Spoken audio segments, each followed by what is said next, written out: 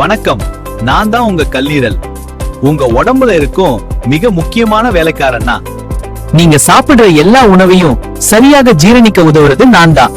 உடம்புல இருக்கும் கெட்ட விஷயங்களை சுத்தம் பண்ணும் ஃபில்டர் கூட நான் தான். ஆனா 40 வயசுக்கு பிறகு அதிக oil food, junk food, sugary drinks இவைகளை அதிகமா சாப்பிட்டா என்னோட சுத்துல ஃபேட் சேர ஆரம்பிக்கும். அதான் பலருக்கு வரும் ஃபேட்டி லிவர். என்ன ஸ்ட்ராங்கா வைக்க சில நல்ல உணவுகள் இருக்குது.